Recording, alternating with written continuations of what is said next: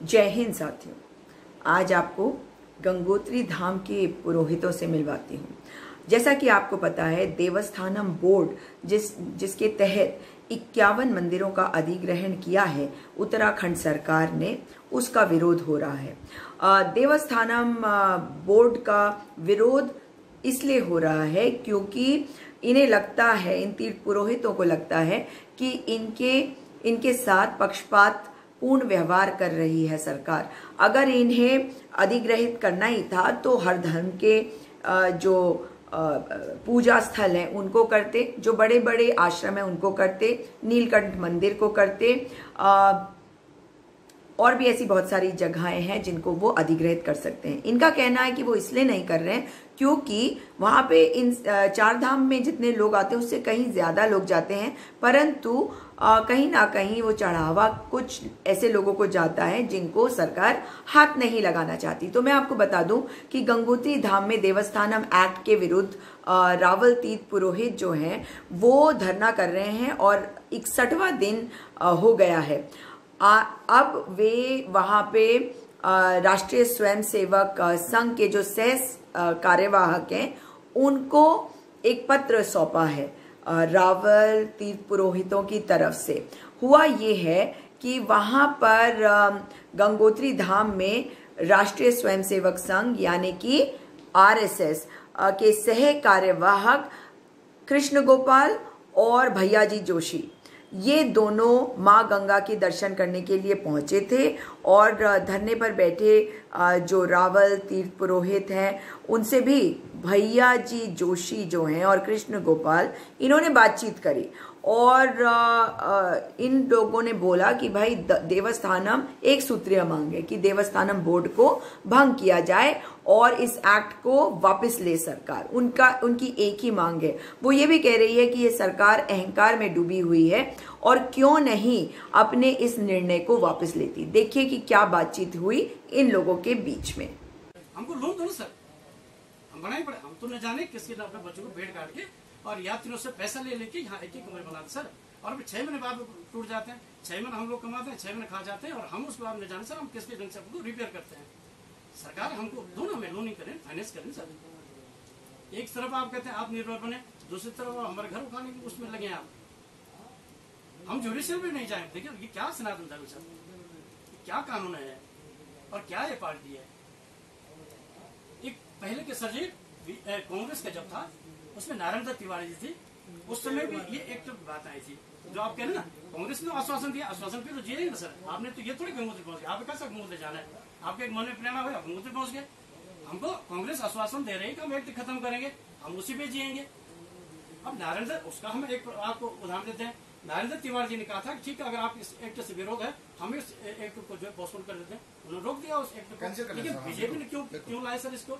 और इसके बाद चारों धाम के तीर्थ पुरोहित हम लोग देहरादून चले गए, मुख्यमंत्री के आवास गए, वार्ता करने को तैयार नहीं, दर्शन नहीं दिए। उसके बाद हम रोडों पे बैठे सर, वहाँ बात करने नहीं, धन सिंह जी के पास गए, वहाँ बात करने को तैयार नहीं।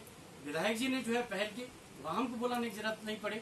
आखिर सरकार की बेईमानी नहीं सर, फिर क्या है। तो ये सर आप अगर बात नहीं कर सकते, ये फरियाद तीर्थ पुरोहितों को सरकार तक पहुंचा दीजिए। बाकी उसका ठीक है, आप अतिक्रमण करिए, हम कुछ कह नहीं सकते हैं। पब्लिक है, जैसा हम एक्ट दायर किया आप करिए, सब कुछ करिए, लेकिन इसके बाद भी क्या रिजल्ट निकलता है ये आप देख लीजिए। सारे जगह हाहाकार मच जाएगा, कुछ लोग धर्म परिवर्तन की तरफ चले जाएंगे, कुछ लोग जो है बेघर हो जाएंगे, कुछ लोग भूखे मर जाएंगे, और इसके बाद में क्या हो जाएगा, बीजेपी की जो स्थिति बदल जाएगी। और जो आप लोग बीजेपी के जो है कार्यवाहक हैं, व्यवस्था वाले हैं, वो भी छिन्न भिन्न हो जाए। हम लोग छिन्न भिन्न होंगे, आप भी होंगे, आपकी सरकार नहीं रहेगी, आप भी छिन्न भिन्न हो जाएंगे, हमारी तरह आप लोग भी रोड पे आ जाएंगे। तो ये हमारा आशीर्वाद है सब सरकार को। जिस तरह से हम तड़प रहे हैं वैसे ही बीजेपी के जितने कार्यकर्ता हैं वो भी सड़कों पे ऐसे तरह से। ये हमारा आशीर्वाद है सर गंगोत्री में, अगर हमारी फरियाद को नहीं सुना जाता है। और हम कहते हैं सरकार में कोई इतनी हिम्मत नहीं उठा पा रहा है जो ये बोला कि मैं कराता हूँ वार्ता। न तुम्हारे मंत्री करा पा रहे, न विधायक करा पा रहे, ना दायित्वधारी करा पा रहे, ना प्रमुख करा पा रहे, ना जिलाध्यक्ष करा पा रहे। कोई इतनी बात है कि मेरे जिले के, हमने जिलाध्यक्ष जी को बोला तुम तो बात रख सकते हो भाई कि मेरे जिले में लोग जो धरने पे बैठे हुए यमुनोत्री में। तो आपने देखा हमारे तीर्थ पुरोहित गंगोत्री धाम से बता रहे हैं कि वे पीछे नहीं हटने वाले। सरकार अगर देवस्थानम बोर्ड को वापस नहीं लेती है तो वे अपने धरना प्रदर्शन को जारी रखेंगे। वे सवाल के अहंकार पर सवाल उठा रहे हैं क्योंकि ये लोग भारतीय जनता पार्टी के वोटर हैं। और ये भी बता दूं आपको कि ये भारतीय जनता पार्टी के वोटर हैं, शायद इनके वोट कांग्रेस पार्टी को अब भी नहीं मिलेंगे, परंतु इनके हक हकूक की इस लड़ाई में मैं इनके साथ खड़ी हूं क्योंकि ये सच्ची लड़ाई है। इन्हें सोचने की आवश्यकता है कि जिनके नाम पर ये सरकार सत्ता में आई, अगर वो इनका मान नहीं रख रही है तो क्या ये सही है कि आप उनके साथ जाते हैं? आज आप उनके साथ गए, उन्हें प्रचंड बहुमत दिया, इसीलिए तो सुन नहीं रहे वो आपकी। मगर दूसरी तरफ देखिए कि मैं ये भी कहूंगी कि आपको समझना पड़ेगा कि सरकार ऐसी होनी चाहिए जो समान रूप से सबको देखे, जो आपको आपके अधिकारों से वंचित ना करे। ये वो सरकार है जिन पर आपने भरोसा किया और ये आपको आपके अधिकारों से वंचित कर रही है। हमेशा ऐसी सरकार को चुनिए जो आपके हकों की रक्षा करे, आपके अधिकारों की रक्षा करे, आपके पूजा पाठ करने के तरीके में बाधा ना उत्पन्न करे। और अगर किसी भी धर्म के कोई लोग हों तो संविधान के हिसाब से जिसको जो अधिकार मिलने चाहिए वो अधिकार उनको दे और उनके रास्ते में ना आए।